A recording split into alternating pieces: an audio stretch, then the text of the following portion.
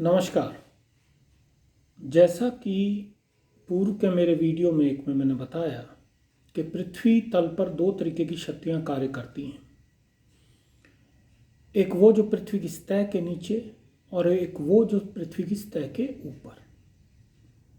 पृथ्वी की सतह के आंतरिक भाग में जो शक्तियां उन्हें आंतरिक बल या अंतर्जात बल, इंटरनल फोर्स कहा जाता है, और जो बाहरी पृथ्वी की सतह पर कार्य करती हैं उन्हें समतल स्थापक बल, एक्सटर्नल फोर्स आदि नाम से बुलाया जाता है।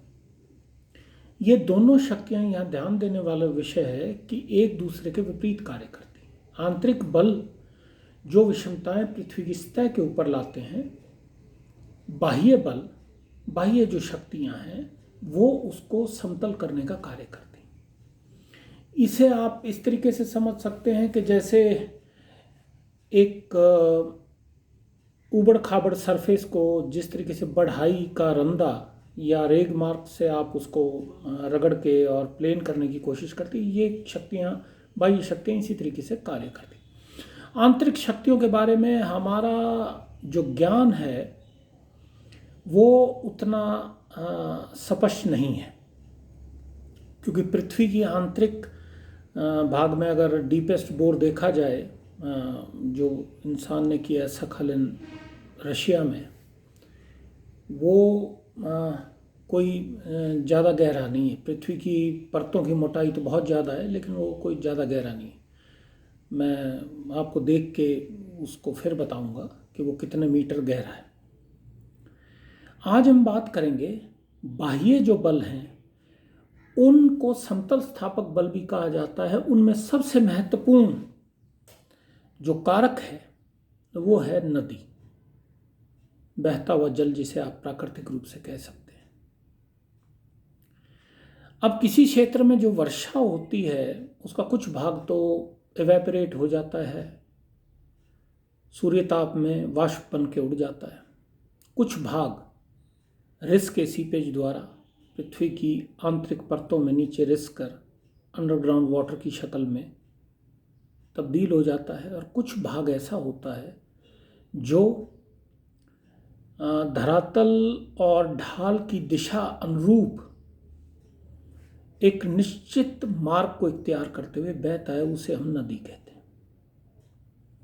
यहाँ एक और विषय ध्यान देने वाला है कि नदी और नहर में बेसिक अंतर ये, नदी एक प्राकृतिक चीज़ है। नहर नदियों से ही निकालते हैं पीने के पानी के लिए, सिंचाई के लिए, और अन्य कारणों से, उसमें सैन्य कारण भी हो सकते हैं।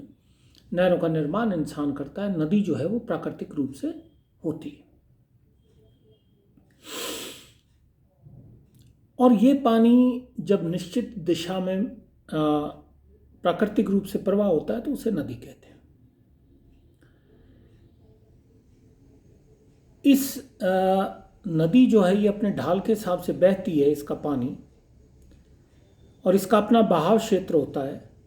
उसमें जितने क्षेत्र से, मान लीजिए बरसात हुई और एक नदी है, उसमें जितने क्षेत्र का पानी बरसात होके उस पर्टिकुलर उस एक नदी में आता है, उसे उस नदी का ड्रेनेज सिस्टम कहते हैं। अपवा बेसन भी बोलते हैं उसको। जितने बड़े क्षेत्र से, जितने में बरसात हुई और जितने बड़े क्षेत्र का पानी ढाल के हिसाब से उस नदी में है, एक ड्रेनेज बेसन से दूसरे नदी का ड्रेनेज बेसन अलग हो सकता है। जल विभाजक की ओर से बीच में कोई ऊंची चीज आ गई, उसने उन दो नदियों के अपवाह क्षेत्र को बांट दिया।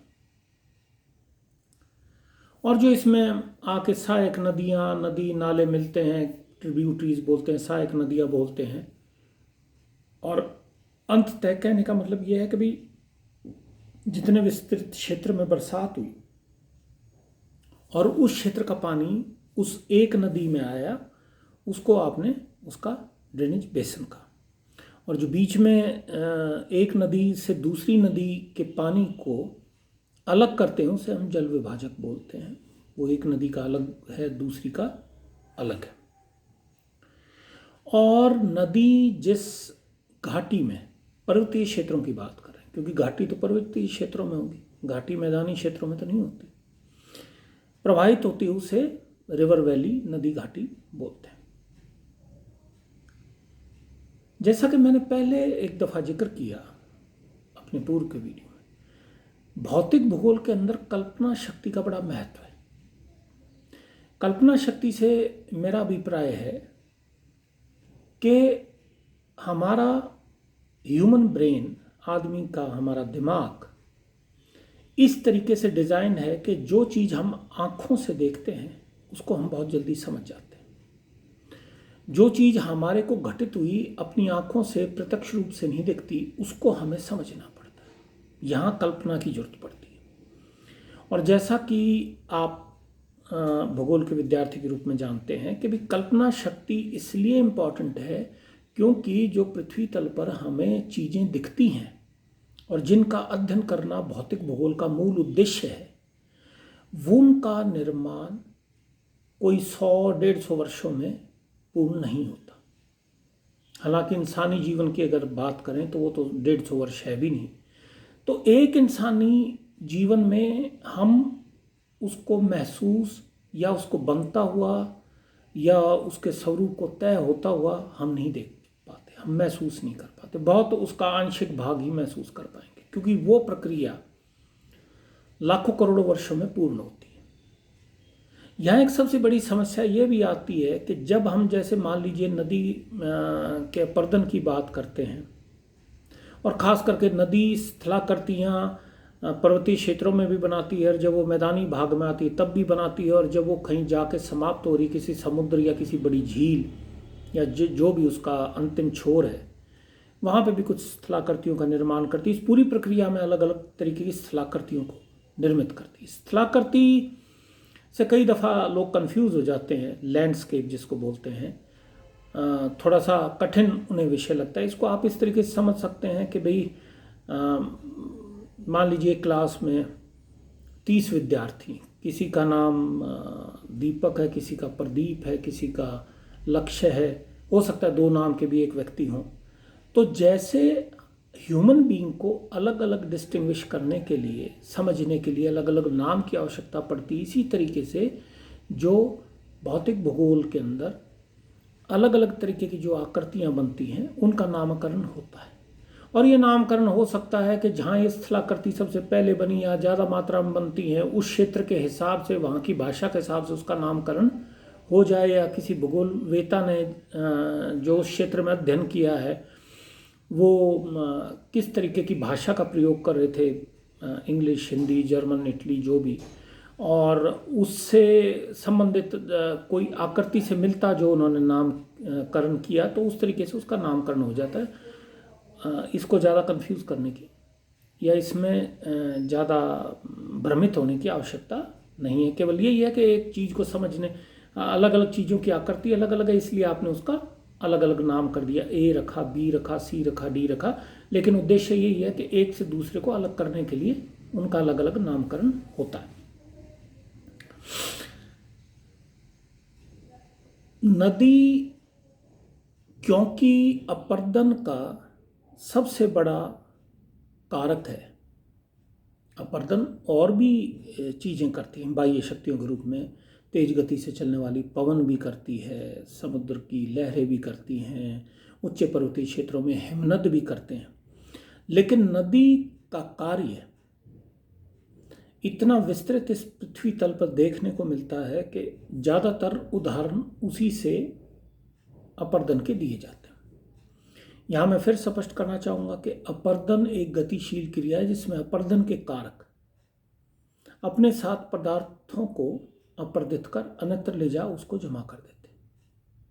गतिशील क्रिया, अपक्षय एक स्थैतिक क्रिया, टूट फूट उसमें भी होती है, टूट फूट इसमें भी होती है। चट्टानों का, चट्टान शब्द का, रॉक्स शब्द का प्रयोग भूगोल में बहुत व्यापक रूप से होता है।